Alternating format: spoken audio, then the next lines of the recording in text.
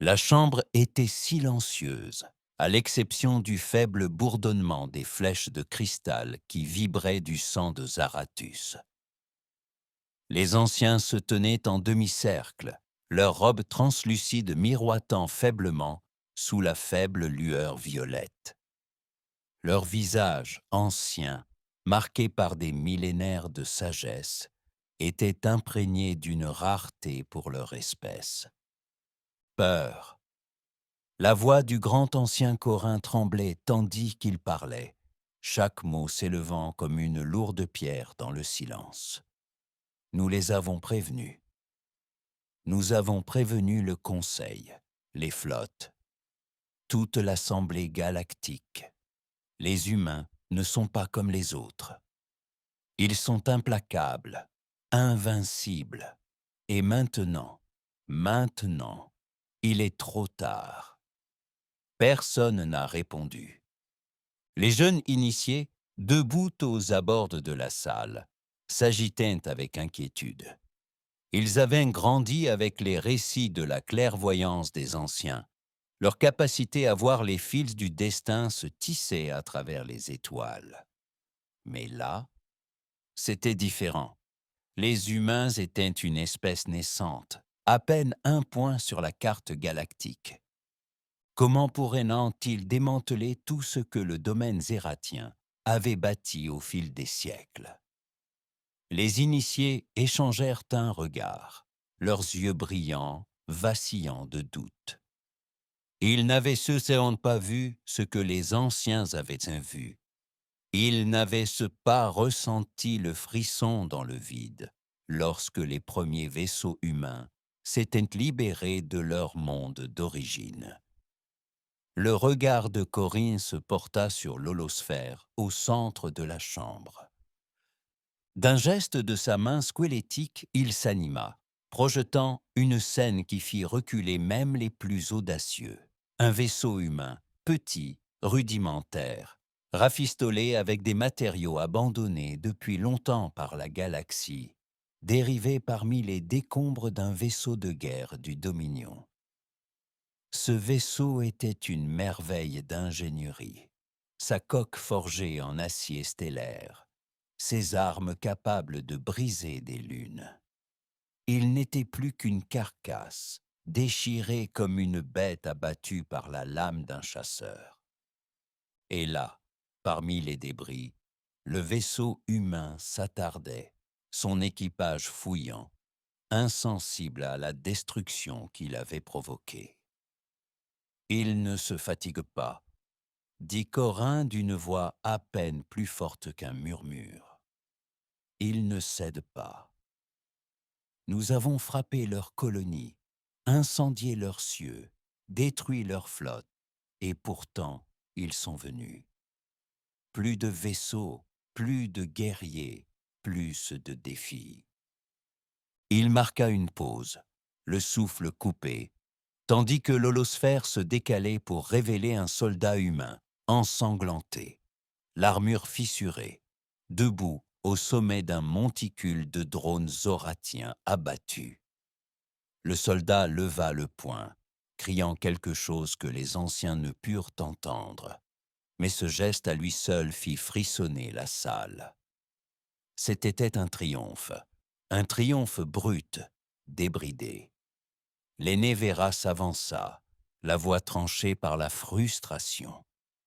Nous avons dit au Conseil de les laisser tranquilles. Nous les avons suppliés de mettre en quarantaine ce système maudit, de laisser les humains s'accaparer leurs terres et mourir dans l'obscurité. Mais non, ils voulaient des ressources, ils voulaient des esclaves.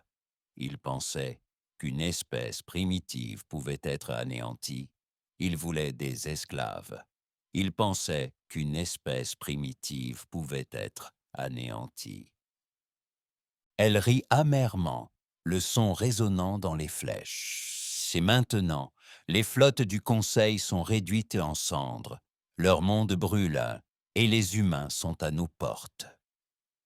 Les initiés murmurèrent entre eux, le doute cédant la place au malaise. Ils avaient entendu les rumeurs, les murmures de la résilience humaine. de batailles où le sort aurait dû les écraser, mais ne l'avait pas fait.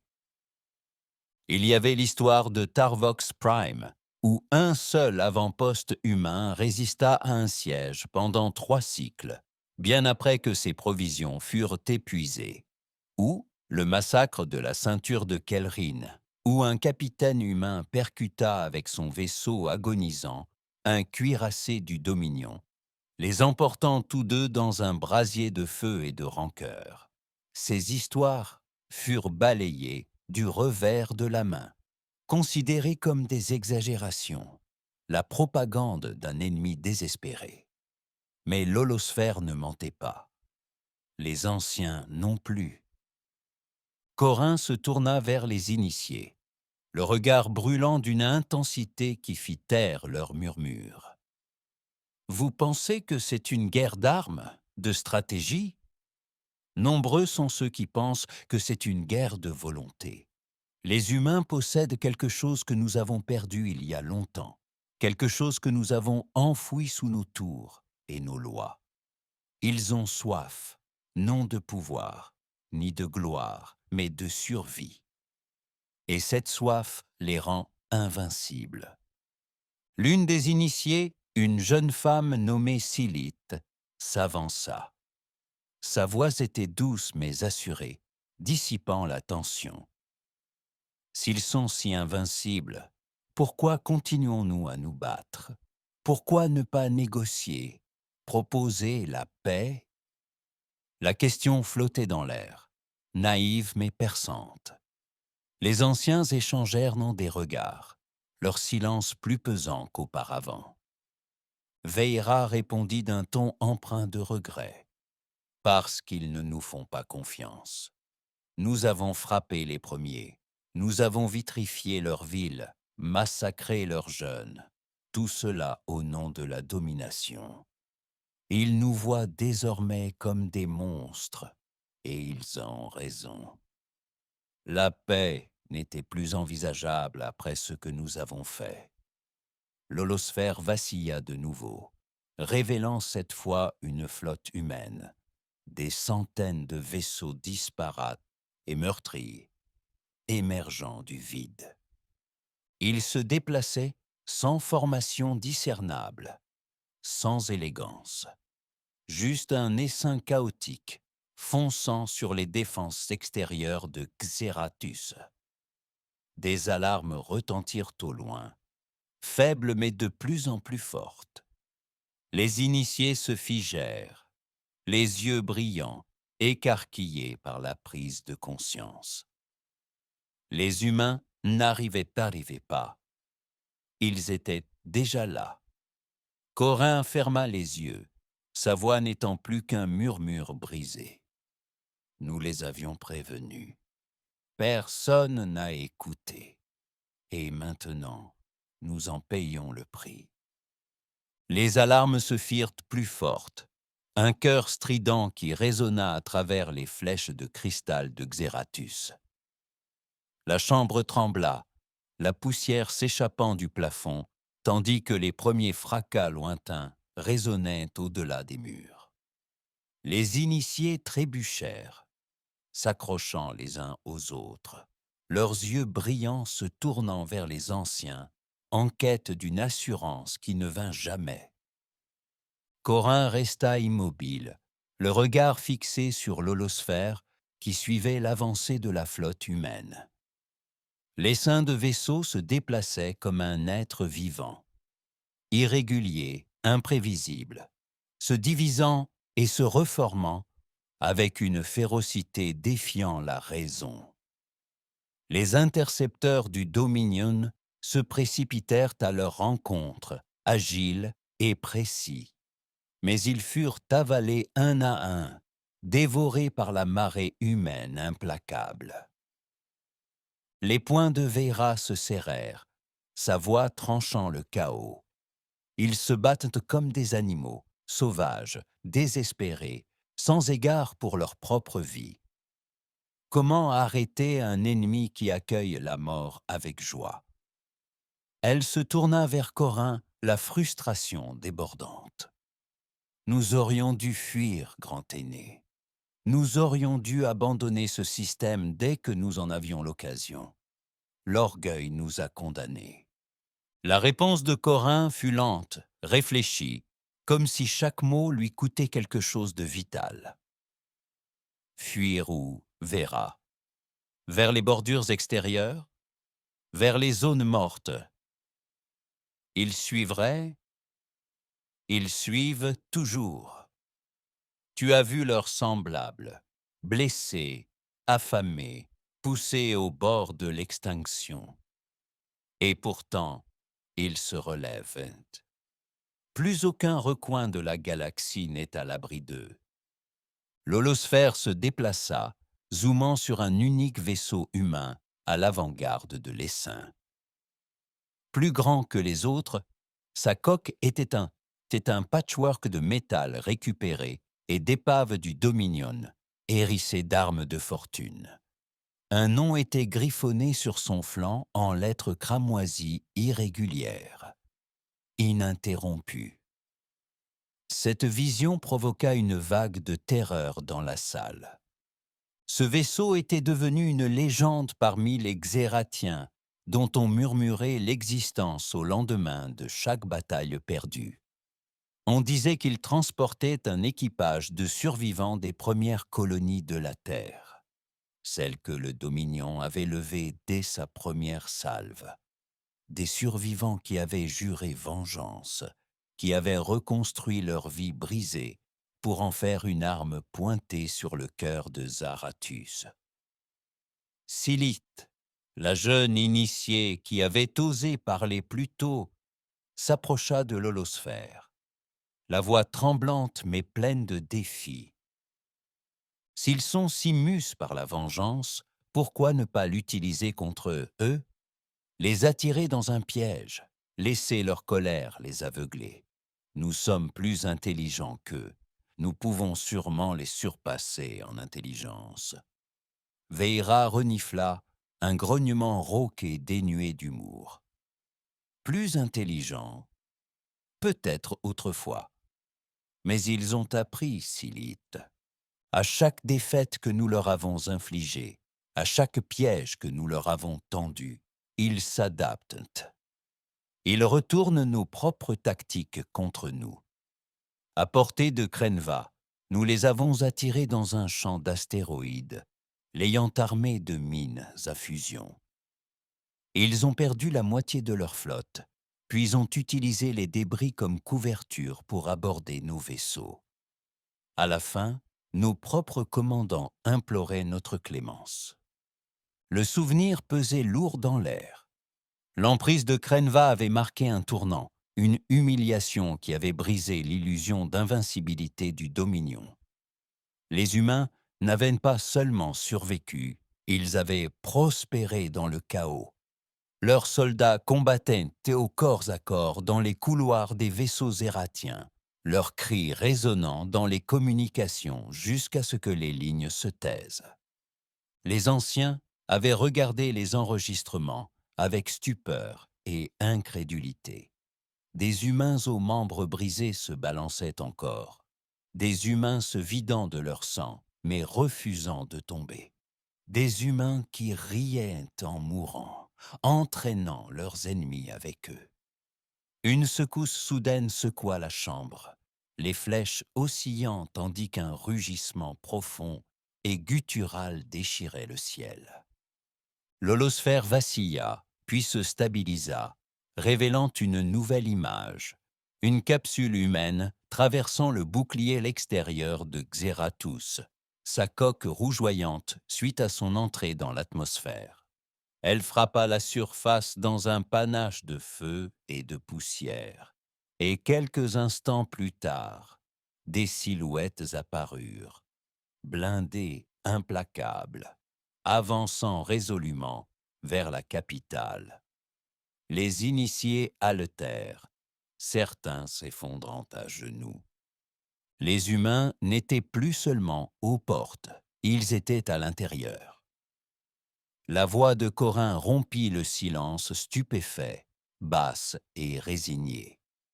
Ils n'ont pas besoin de flotte pour gagner. Ils n'ont pas besoin de nombre. Un seul humain, s'il en a l'occasion, peut tous nous anéantir. Nous les pensions faibles parce qu'ils saignent, parce qu'ils meurent. Mais c'est leur mortalité qui les nourrit. Ils savent que leur temps est compté. Alors ils brûlent plus fort que nous ne le pourrions jamais. Veïra se tourna vers lui, le regard étincelant. Alors Corinne, que faisons-nous? Rester là à attendre la fin. Prêcher la philosophie pendant qu'il nous déchire? Ces mots étaient un défi, mais sous-jacent se cachait une supplication, un espoir désespéré que le haut-aîné avait une réponse, un miracle à faire renaître des cendres.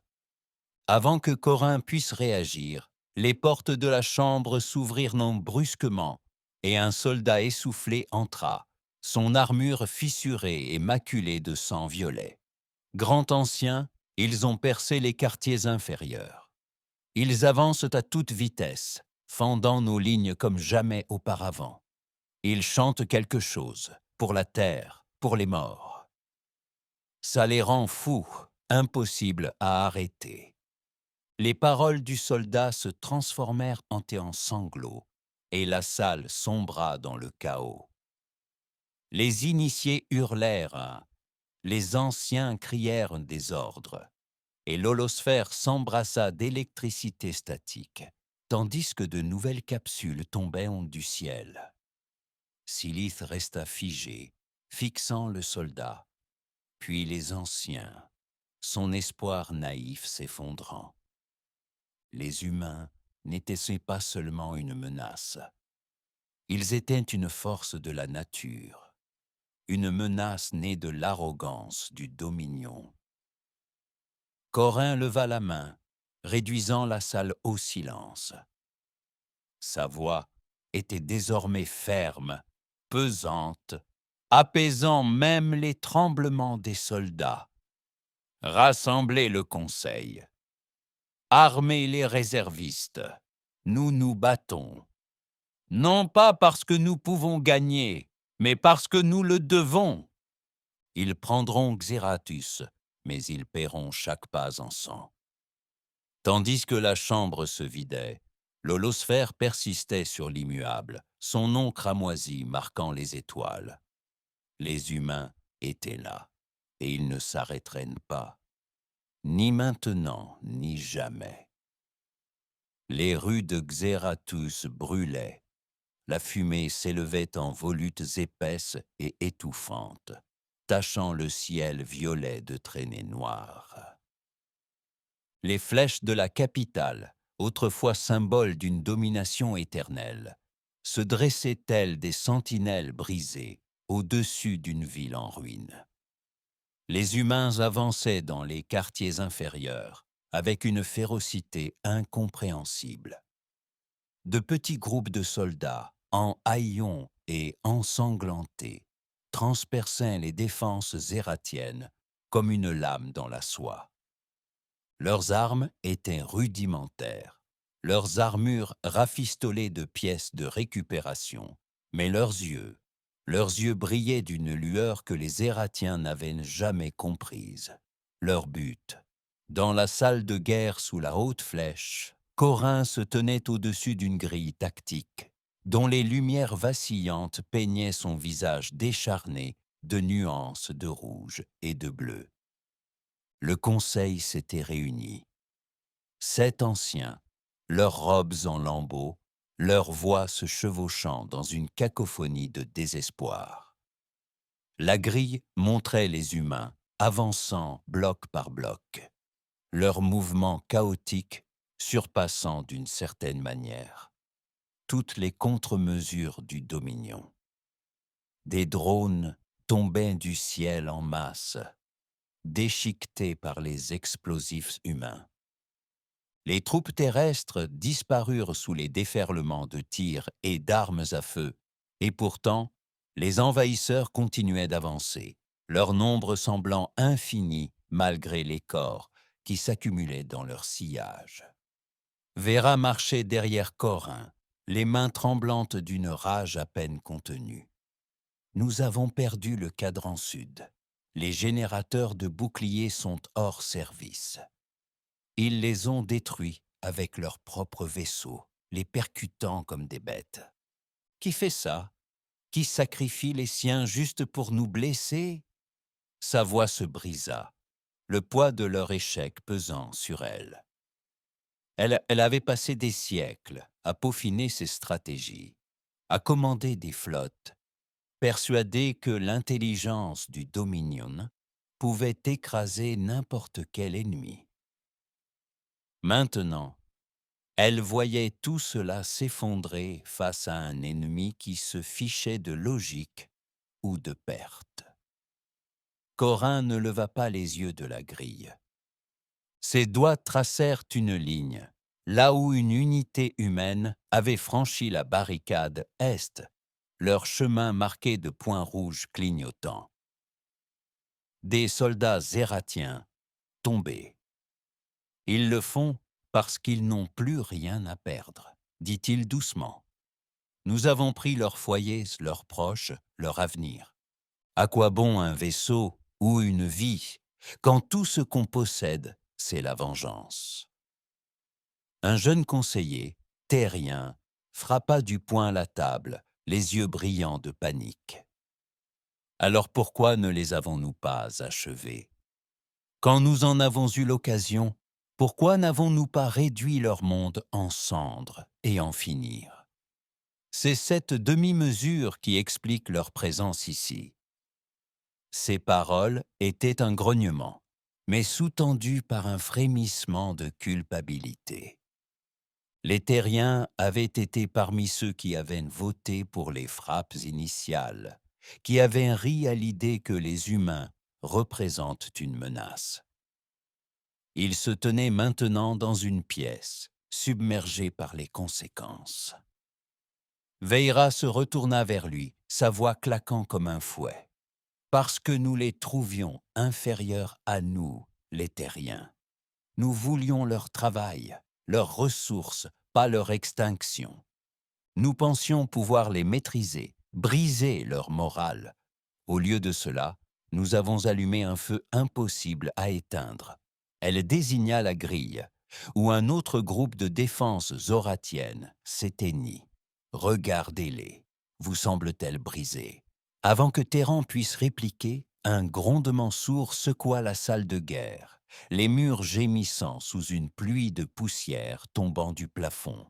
La grille s'embrassa, puis se focalisa à nouveau sur une image en direct du front est. Une silhouette humaine se tenait au sommet d'une barricade fracassée, se découpant sur les flammes. Il était grand, large d'épaules, son armure bosselée et maculée de sang violet. D'une main, il tenait une lame dentelée. De l'autre, un drapeau en lambeaux orné d'une sphère bleue et verte. La terre. Derrière lui, d'autres humains émergeaient de la fumée, leur voix s'élevant dans un chant qui résonnait même à travers le flux. Pour la terre, pour les déchus. Silith, qui avait suivi les anciens depuis la chambre, se tenait au bord de la pièce, le souffle coupé. Toute sa vie, elle s'était entraînée à servir le Dominion, à maintenir son ordre, sa perfection. Mais là, c'était le chaos incarné, une force qui ne se soumettait ni à la raison ni à la pitié. Elle murmura presque pour elle-même. Ils ne se battent pas pour la victoire. Ils se battent pour autre chose, quelque chose que nous n'avons pas. Corin la regarda, l'air indéchiffrable. Ils se battent pour la mémoire, dit-il, pour chaque âme que nous leur avons prise. C'est pourquoi ils ne s'arrêteront pas. C'est pourquoi ils ne peuvent tirer pas. Le flux changea de nouveau, montrant une vue rapprochée du chef humain. Son visage était balafré, un œil dissimulé sous un pansement grossier. Mais son regard brûlait d'une intensité qui fit trembler même Veïra. Il hissa le drapeau plus haut, criant des mots que les Ératiens ne purent traduire. Et ses soldats rugirent en réponse, s'élançant vers la ligne de défense suivante. Des éclairs de plasma illuminèrent l'air, des drones fondèrent sur eux, mais les humains ne fléchirent pas. Ils enjambèrent leur propre mort, utilisant les corps comme boucliers, leur progression ininterrompue. Un soldat fit irruption dans la salle de guerre, son armure calcinée, la voix rauque. Ils ont atteint le niveau intermédiaire. Les réserves s'effondrent. Ils nous brisent trop vite. Nous ne pouvons les contenir. Il s'effondra, haletant, et les conseillers éclatèrent en cris, certains appelant à l'évacuation, d'autres à une résistance finale. Certains réclamaient l'évacuation, d'autres une résistance finale. Corin leva la main, les réduisant au silence. Sa voix était calme, mais elle portait le poids de l'inéluctabilité. Envoyez le signal. Activez les défenses fondamentales. S'ils veulent Xeratus, ils le paieront au prix fort. À chaque pas, à chaque souffle, ils le paieront. Veïra le fixa, sa colère cédant la place à une colère plus froide. Et nous, combien payons-nous, Koren, pour avoir déclenché tout ça? Il ne répondit pas. La grille pulsa en rouge tandis que les humains approchaient, leur chant résonnant dans le flux, une promesse et une malédiction tissées dans chaque mot. Les anciens les avaient prévenus, personne ne les avait écoutés. Et maintenant, le jugement était là. Les défenses centrales rugirent, un vrombissement profond qui ébranla les fondations de Zarathus. Sous la haute flèche, d'anciens mécanismes, forgés à une époque où le Dominion menait encore ses guerres avec sang et acier, sortirent de leur sommeil. D'imposantes tourelles surgirent de terre, leurs canons luisant du feu violet des bobines de plasma. Des murs de boucliers se mirent en place, barrières scintillantes qui divisèrent les quartiers intermédiaires en un labyrinthe de mort. L'espace d'un instant, la salle de guerre retint son souffle, la grille tactique laissant entrevoir une lueur d'espoir, tandis que l'avancée humaine ralentissait face à l'assaut. Corin observait la grille, ses mains squelettiques jointes dans le dos. Les points rouges marquant les humains pulsaient de manière erratique. Certains s'éteignirent, consumés par les tirs de la tourelle. Mais d'autres avancèrent, se faufilant à travers le chaos, avec une ténacité qui confinait à la folie. Il entendait leurs cris lointains à travers le flux audio, étouffé mais implacable. Pour la terre, pour les déchus. Chaque mot était un coup de massue au moral fragile des Ératiens, un rappel des péchés qui avaient amené cette tempête à leur porte. Vera se tenait à ses côtés, les yeux rivés sur les indications vacillantes du bouclier. « Ça marche », murmura-t-elle, presque incrédule. Les lignes centrales tiennent. Ils sont en train de mourir. Peut-être pourrons-nous les repousser. Sa voix tremblait d'un air désespéré, s'accrochant à la possibilité de survivre. Elle avait vu trop de batailles perdues, trop de camarades tomber, pour croire pleinement à l'instant présent. Mais la grille ne mentait pas encore. Silith s'attarda près du soldat effondré, soignant ses blessures d'une main tremblante. Son souffle était court, son armure fissurée comme une coquille d'œuf, mais il lui saisit le poignet d'une voix rauque. « Tu ne comprends pas, il ne meurt pas, pas assez. Je les ai vus ramper, saigner, se battre encore. L'un d'eux a reçu une décharge de plasma en pleine poitrine et a continué à avancer, à se balancer jusqu'à ce que je le tue moi-même. Il toussa, du sang violet perlant sur ses lèvres. Ils ne sont pas comme nous. Ils ne s'arrêtent à hâte jamais. Ses yeux brillants s'écarquillèrent, les paroles du soldat la pénétrant comme une lame. Elle jeta un coup d'œil à la grille, où les points humains s'affinaient certes, mais ne disparaissaient pas. Ils se déplaçaient, s'adaptaient, se divisant en petits groupes qui se faufilaient à travers les brèches des murs de boucliers, exploitant chaque faiblesse avec une rapidité qui défiait leur perte. Elle murmura « Comment font-ils? Comment continuent-ils » Corin l'entendit sans se retourner. « Parce qu'ils croient, dit-il d'une voix chargée d'une sorte de respect. Nous nous battons pour l'ordre, pour l'héritage. Ils se battent pour quelque chose de brut, quelque chose que nous avons anéanti depuis longtemps. La foi, la rage, l'amour. Ah, et tout leur est égal désormais, fusionnés en un feu inextinguible. Un craquement soudain fendit l'air. La salle de guerre tremblant tandis que la grille s'embrasait d'avertissement. L'un des murs de bouclier s'était effondré, pulvérisé par un explosif humain, ses débris s'abattant sur les défenseurs en contrebas. La vidéo s'arrêta sur la brèche, révélant une scène qui anéantit même le fragile espoir de Veira, dévoilant une scène qui fit taire même le fragile espoir de Veira. Une humaine, l'armure calcinée et un bras pendant, se tenait au milieu des décombres, un détonateur serré dans sa main restante. Derrière elle, son escouade se rua par la brèche, leurs armes flamboyantes, se frayant un chemin plus profondément dans la ville. Elle tituba, du sang coulant d'une entaille au visage, mais ses lèvres s'agitèrent en un chant silencieux pour la terre, pour les morts.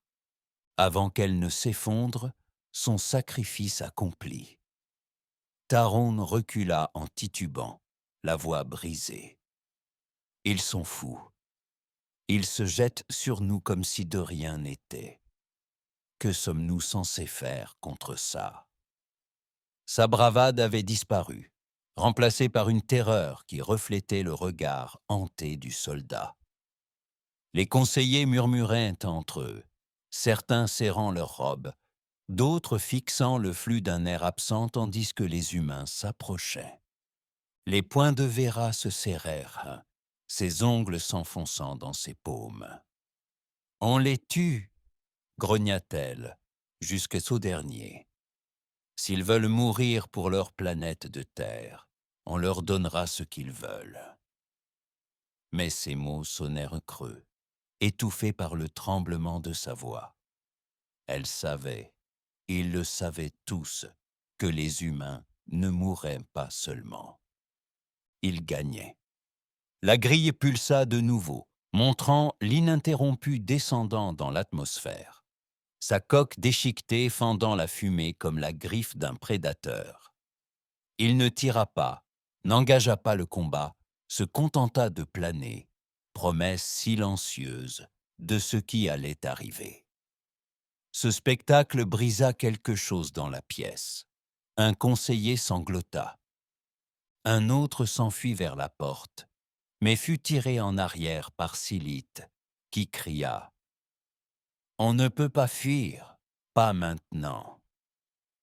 Corin se détourna enfin de la grille, son regard croisant le sien. « Non !» acquiesça-t-il d'une voix ferme mais teintée de tristesse.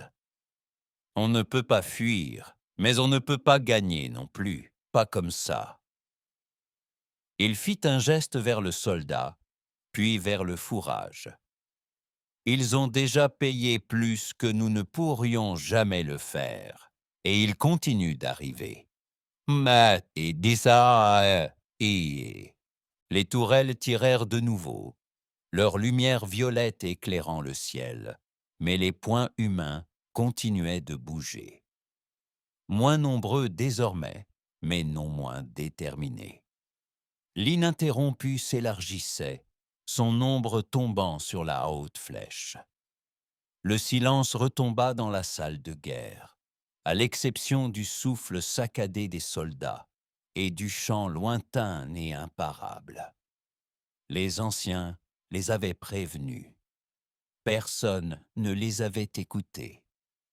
Et maintenant, les humains les étranglaient. L'ombre de l'ininterrompu s'étendait sur la haute flèche, une tache sombre qui engloutissait la lueur violette des tours de cristal. Depuis la salle de guerre, les anciens sentaient sa présence, un poids pesant sur leur poitrine, comme si le navire lui-même était un être vivant, affamé et inévitable. La grille tactique vacilla, ses lumières s'affaiblissant tandis que le courant s'affaiblissait dans la ville.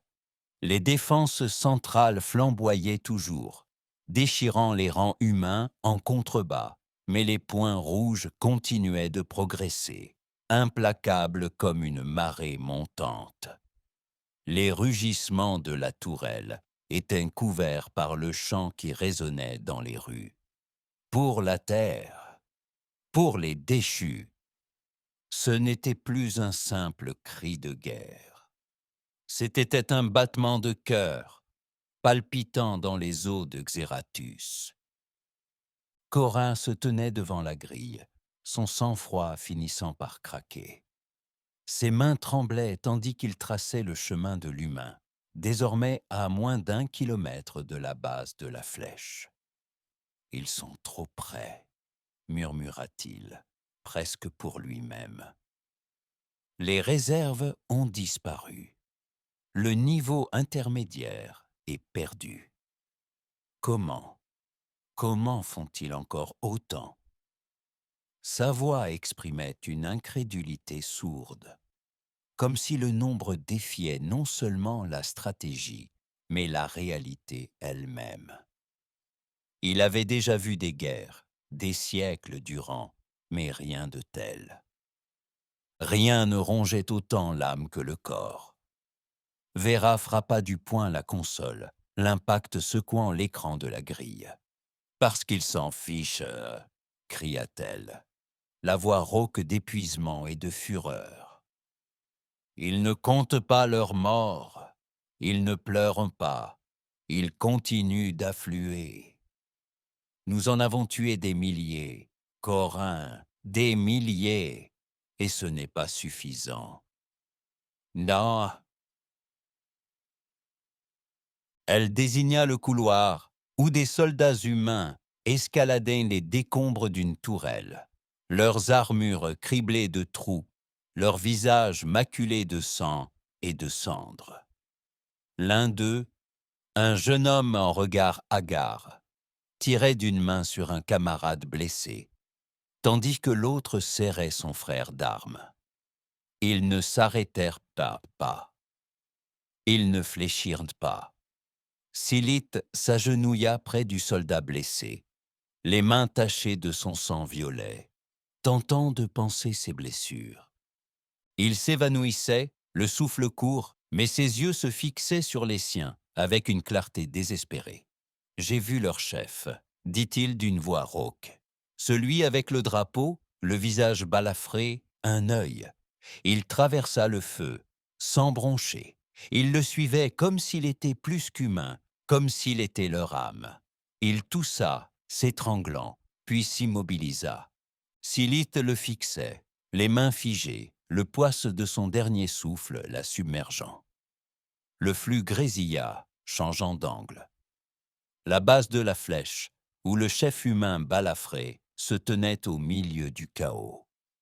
Son drapeau était planté au sol, ses bords déchirés claquant au vent, tandis que des éclairs de plasma filaient. Il aboyait des ordres, sa voix rauque et rugissante tranchant le vacarme, et ses soldats obéissaient sans hésitation. Ils formaient une ligne irrégulière, le protégeant tandis qu'ils avançaient, leurs corps tombant un à un pour protéger leur commandant. Ils ne vacillaient pas, ne jetaient pas un regard aux morts, continuaient simplement d'avancer. Son œil unique fixé sur la flèche, comme si c'était la seule chose restante dans l'univers. Son œil unique était fixé sur la flèche, comme si c'était la seule chose qui restait dans l'univers. Taron, le jeune conseiller, s'affala sur une chaise, les mains griffant son visage. « C'est fini, murmura-t-il. Ils vont nous déchirer morceau par morceau et on ne peut rien y faire. On aurait dû écouter. On aurait dû. » Sa voix se transforma en un sanglot et les autres conseillers se détournèrent, leur propre détermination s'effilochant. L'une d'elles, une femme âgée nommée Lyrite, murmura une prière au dieu que le Dominion avait depuis longtemps abandonné, ses paroles tremblant dans l'air. Veira se tourna vers Corin, les yeux brillants d'un mélange de défi et de désespoir. « On ne peut pas rester là. Activez le système de sécurité de la flèche. Faites exploser le noyau. S'ils veulent Xeratus, qu'ils s'étouffent avec les cendres. » Sa suggestion était tranchante comme une lame, tranchante et définitive. Le système de sécurité était un dernier recours, une cascade de fusion qui anéantirait la capitale et tout ce qui se trouvait à une centaine de kilomètres. C'était un suicide, mais cela pourrait emporter les humains avec lui. Le regard de Corinne se porta sur elle, lourd du poids des siècles. Et alors, Vera, nous mourrons, ils meurent, et le reste de leur espèce viendra s'emparer de ce qui reste. Tu crois que ça s'arrête avec nous? C'est leur vengeance, pas leur victoire. D'autres se lèveront. Il secoua la tête, un sourire amer aux lèvres. Nous avons allumé ce feu, nous ne choisissons pas comment il brûle. Avant que Vera puisse protester, la salle de guerre trembla, une profonde fissure fendant le plafond.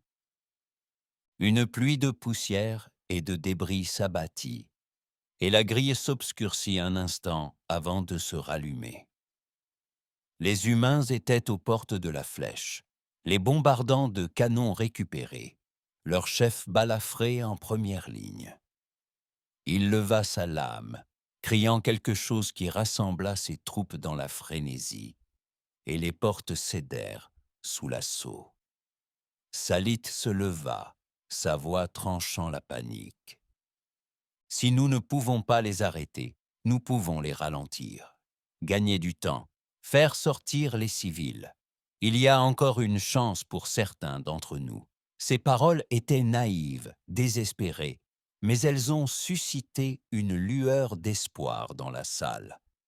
Les conseillers ont hésité, puis ont hoché la tête, s'accrochant au mince espoir qu'elle leur offrait. Corin la regarda, puis le flux, où les portes gémissaient et se brisaient. « Le temps, dit-il doucement, est la seule chose qu'ils ne nous donneront pas. » Le grondement continu grondait au-dessus de nos têtes, son ombre s'épaississant, et le chant s'amplifia, se rapprochant, une marée qui les noyerait tous. Les portes de la haute flèche cédèrent dans un grincement de métal tordu, le son résonnant dans la salle de guerre comme un glas. Le flux s'est brouillé, puis s'est stabilisé, montrant les humains s'engouffrant dans la brèche, sauvages, invincibles, leur chef balafré à la barre. Son drapeau claquait au vent, étendard de défiance taché du sang des deux espèces, et ses soldats le suivaient avec une ferveur proche de l'adoration. Des éclairs de plasma ont illuminé l'air, tuant des dizaines d'humains. Mais pour chaque humain tombé, deux autres surgissaient, chantant leurs louanges. Pour la terre, pour les morts, plus fort que les coups de feu. Corin resta figé devant la grille, dont les lumières n'étaient plus qu'une traînée chaotique de rouge et de bleu déclinant. Les défenses internes de la flèche, sentinelles automatisées, pièges énergétiques, s'allumèrent, déchirant les envahisseurs avec une précision impitoyable. Des corps s'empilaient sur le seuil, une barricade grotesque de chair et d'acier. Mais les humains escaladèrent leur propre mort, les mains couvertes de sang, se frayant un chemin à l'intérieur. Morts, les mains couvertes de sang, se frayant un chemin à l'intérieur. La voix de Corin était un murmure, perdu dans le chaos. Nous avons construit cet endroit pour résister aux armées, aux flottes, aux dieux, et ils le détruisent de leurs mains. Vera lui saisit le bras, sa poigne lui faisant mal. Nous n'avons pas encore terminé. Le dispositif de sécurité, Corin, il faut l'utiliser. Ils sont à l'intérieur. Pas le temps. Le dispositif de sécurité. Corin, il faut l'utiliser. Ils sont à l'intérieur. Pas le temps. Son regard était hagard. Sa défiance passait remplacée par une panique animale. Elle avait lutté trop longtemps, trop perdue pour laisser les choses finir ainsi, coincées dans un tombeau qu'ils avaient eux-mêmes créé. Les conseillers murmurèrent leur assentiment, certains hochant la tête frénétiquement, d'autres fixant le flux d'un air absent, comme déjà résignés au feu. Silith s'avança, la voix aigre malgré le tremblement de ses mains. Non, les civils, ils sont toujours là-bas, dans les tunnels, les abris. Tu les tuerais tous juste pour contrarier les humains? Elle désigna la grille, où de légers points verts marquaient les voies d'évacuation, des milliers de Xératiens fuyant vers les quartiers extérieurs. On ne peut pas les abandonner. On ne peut pas devenir ce qu'ils pensent de nous. Veira fronça les lèvres, sa frustration bouillonnant. Ils sont déjà morts, Silith. Tu crois que les humains s'arrêteront à la flèche? Ils nous traqueront jusqu'au dernier, jusqu'à ce qu'il ne reste plus rien. C'est notre seule chance. Elle se tourna vers Corin, suppliant. Grand aîné, s'il vous plaît, arrêtez, amenons-les avec nous. Le regard de Corin s'attarda sur le fil d'actualité, où le chef humain balafré enfonçait sa lame dans le cœur d'une sentinelle, faisant jaillir des étincelles lorsqu'elle s'effondra. Le visage de l'homme est un masque de rage et de chagrin, son œil unique brûlant d'un feu qui semblait transpercer l'écran lui-même. Corinne secoua lentement la tête. Non, Vera, Silette a raison. Nous avons versé assez de sang, le nôtre et le leur. La sécurité reste froide. Sa voix se durcit, une lueur de l'autorité qu'il avait exercée pendant des siècles. Nous nous battons, ici, maintenant, aussi longtemps que possible. Une secousse secoua la pièce, le plafond se fissurant de plus en plus lorsque l'ininterrompu tira sa première salve. Une détonation sourde et grondante secoua la flèche jusqu'à ses racines. La poussière emplissait l'air, et la grille vacilla, ne laissant apparaître que l'image granuleuse des humains prenant d'assaut les salles inférieures. Leur chef rugit quelque chose d'inintelligible, et ses troupes répondirent maintes par une poussée, défonçant les barricades avec des armes récupérées et à main nue. D'un bond, il fracassa les barricades avec des armes récupérées et à main nue. Les gardes zératiens reculèrent, leurs lignes s'effondrant sous l'assaut. Terran bondit sur ses pieds, la panique se transformant en action. « Je ne vais pas mourir ici. cria-t-il en se faufilant entre les conseillers et en se dirigeant vers un passage latéral. Il y a une baie pour les navettes, on peut encore sortir. L'Irrite lui attrapa le bras d'une voix sifflante. Lâche, tu les mèneras droit aux survivants. Mais Tarin se libéra et courut, ses pas disparaissant dans l'obscurité. Silith le regarda partir, puis se tourna vers Corin. Et maintenant, ils arrivent tête dans quelques minutes, peut-être moins. Que faire? Ses paroles étaient fermes, mais ses yeux brillants trahissaient sa peur. Sa jeunesse contrastant avec la détermination éprouvée de l'aîné. Corin prit une inspiration, puis désigna la lame du soldat, tombée près des pieds de Silith. Armons-nous. Nous tenons cette pièce. S'ils veulent le cœur de Xerathus, ils s'en étoufferont. Il se dirigea vers un panneau mural et frappa sa paume pour révéler une cache d'armes. Des lames cérémonielles et des pistolets à plasma, vestiges d'une époque plus fière. Les conseillers hésitèrent, puis les suivirent, les mains tremblantes, s'armant pour un combat qu'ils savaient perdu. L'image vacilla à nouveau, montrant le chef balafré gravissant l'escalier central de la flèche, ses troupes se déployant derrière lui. Du sang coulait de sa lame, son armure était brûlée et bosselée, mais il avançait avec une détermination qui faisait trembler l'air. Et cabossé, mais il avançait avec une détermination qui faisait trembler l'air.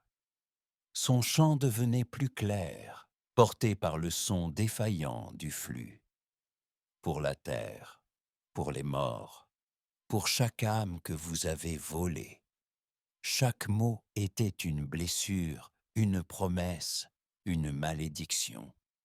Vera serrait un pistolet, la voix basse. Il est leur âme, comme l'avait dit le soldat. Coupez-le. Et peut-être qu'il se briserait. Mais même elle n'y croyait pas, pas complètement. Les humains n'étaient pas une machine à démanteler. Ils étaient une tempête, et la flèche en était l'œil. Le sol trembla de nouveau, plus près maintenant, et le bruit des bottes résonna à travers les murs. Corin leva sa lame, d'une voix ferme. « Restez avec moi, une dernière fois. » Les anciens formèrent une ligne irrégulière, Silith à leur côté, et attendirent que la tempête éclate. Les portes de la salle de guerre claquèrent, un bruit assourdissant résonnant sous les coups des humains. Corin se tenait au premier rang, lame à la main, son corps ancestral tendu par la détermination. À ses côtés, Veira serrait son pistolet, le souffle court, tandis que Silith serrait une dague, les yeux brillants, écarquillés mais inflexibles. Les conseillers les encadraient, leurs armes cérémonielles tremblant entre leurs mains tremblantes. La transmission était coupée, mais le son racontait l'histoire. Des bottes, des cris, et le chant incessant pour la terre, pour les morts. Les portes s'ouvrirent brusquement. Une marée humaine afflua. Leur chef balafré à la barre. Son regard borgne balaya la pièce, se fixant sur Corin, avec une fureur qui brûlait à travers le brouillard de fumée et de poussière. Son drapeau traînait derrière lui, son mât brisé mais provocateur, et ses soldats se déployèrent, armes levées. Les Ératiens se préparèrent, l'air lourd sous le poids de leur adversaire.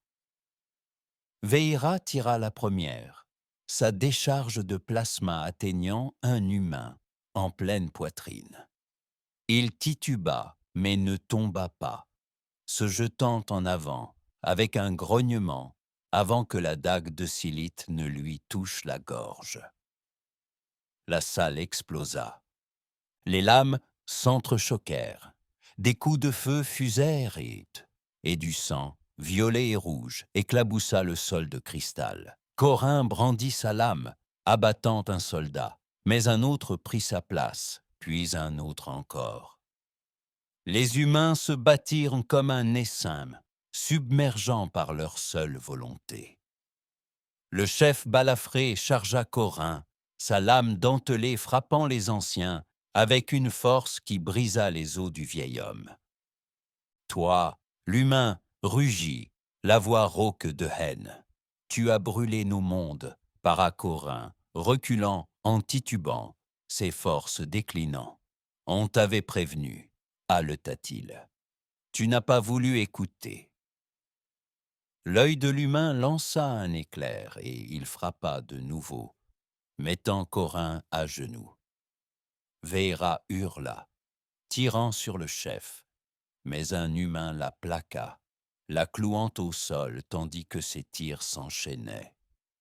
Salette lutta pour l'atteindre, tailladant tout ce qui bougeait, ses cris se perdant dans le chaos. Les conseillers tombèrent un à un. La prière de l'Hérite interrompue par une lame, le crâne d'un autre écrasé sous une botte. Les humains ne fléchirent pas, leur nombre diminuant, mais leur fureur intacte. La lame de Corin lui échappa, sa vision se brouillant tandis que le chef balafré le surplombait. Pour la terre, l'humain grogna en levant son arme. Corin soutint son regard, une lueur de regret dans ses yeux antiques. « C'est nous qui t'avons créé », murmura-t-il. La lame tomba, et le haut ancien s'effondra, son sang ruisselant sous lui. Silith atteignit Véra et la libéra, mais la pièce était un cimetière. Des anciens morts, des humains blessés mais debout. Le chef balafré planta son drapeau au centre, la poitrine haletante, et se tourna vers ses troupes. « C'est à nous », dit-il d'une voix rauque. Le chant s'éleva de nouveau, plus faible mais triomphant. La flèche leur appartenait. Les anciens les avaient prévenus. Personne ne les avait écoutés, et Xeratus appartenait désormais à l'inarrêtable. La salle de guerre était silencieuse. Un tombeau de cristal brisé et de corps brisés. Le chef humain balafré se tenait au-dessus du corps de Corin, sa lame dégoulinant de sang violet, son drapeau planté au sol, comme la revendication d'un conquérant. Le grondement des incassables vibrait à travers la flèche, un battement de cœur lointain pour les humains survivants. Leur chant s'était éteint, remplacé par des respirations lourdes et les gémissements des blessés. Silith et Véra se blottirent dans un coin, derniers Zératiens, leurs armes perdues, leur espoir éteint. Les humains ne leur accordèrent aucun regard. La victoire était à eux, et la pitié n'était pas de mise. Le chef essuya sa lame sur sa manche en lambeaux, son œil unique scrutant le carnage. Ses soldats se rassemblèrent autour de lui, certains serrant leurs blessures, d'autres fixant les anciens tombés, avec un mélange d'épuisement et de satisfaction sombre. Il s'agenouilla près du corps de Corin, la voix basse, presque respectueuse. « Vous nous croyiez faibles. Vous pensiez que nous allions nous briser. Regardez-nous maintenant. » Il se releva et se tourna vers ses troupes. « Ceci est pour la terre, pour chaque âme qu'ils ont prise. » Silith observait, ses yeux brillants voilés de chagrin. Elle serrait le bras de Véra et murmurait « Pourquoi ne nous ont-ils pas achevés ?» Le visage de Véra était un masque de cendre et de sang. Sa voix était creuse. « Parce que nous ne sommes plus rien pour eux maintenant, ils ont gagné. nous ne sommes que des fantômes. Elle rit amèrement, le son craquant dans sa gorge. Nous les avons prévenus. Personne n'écoutait. Un soldat humain s'approcha du chef, son armure cabossée, une radio rudimentaire à la main. « Monsieur, les rapports ininterrompus indiquent que les quartiers extérieurs sont sécurisés. Les survivants fuient, dispersés. Quel est l'ordre ?» Le chef fixa le drapeau, dont la sphère bleue et verte était décolorée mais intacte. « Laissez-les courir !» dit-il. « Ils porteront l'histoire. Que la galaxie sache ce qui se passe si vous nous croisez. » Le soldat hocha la tête et transmit l'ordre, les mots crépitant à travers l'électricité statique. Les humains commencèrent à bouger, récupérant ce qu'ils pouvaient. Armes, technologie, morceaux de la flèche elle-même. Le chef s'attarda, son regard dérivant vers Silith et Veira. Il s'approcha, son ombre les recouvrant. Silith tressaillit, mais Veira soutint son regard, provocateur même dans la défaite. « Tu ne tiendras jamais cet endroit, cracha-t-elle. D'autres viendront, d'autres plus forts que nous. » Il s'accroupit, son visage balafré à quelques centimètres du sien. « Qu'il essaie. Nous n'avons plus rien à perdre et tout à défendre. » Il se leva, se détourna et aboya un ordre. Ses troupes sortirent en file indienne, traînant leurs blessés, laissant la salle de guerre tel un mausolée de leur triomphe. Silith aida Veira à se relever, la flèche tremblant sous l'ascension ininterrompue de l'invincible. À travers les murs fissurés, ils aperçurent dehors des vaisseaux humains parsemant le ciel, marqués, implacables, invincibles. La galaxie allait la prendre et trembler. Les anciens les avaient prévenus. Personne ne les avait écoutés. À présent, les humains renaissaient de leurs cendres, une force forgée dans la trahison et le sang, leurs cris résonnant dans le vide. Pour la terre, pour les morts.